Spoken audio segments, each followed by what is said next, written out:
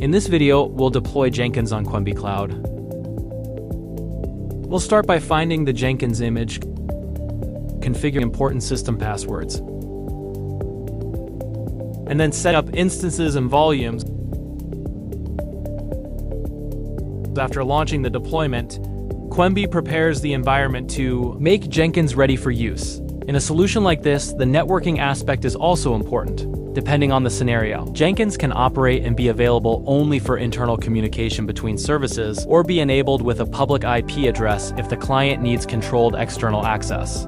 The official documentation also covers access configurations, exposed services, and used behind a reverse proxy. Another key point is backups, as they help preserve configurations, jobs, and environment data, something especially important in a core tool for automation and operations.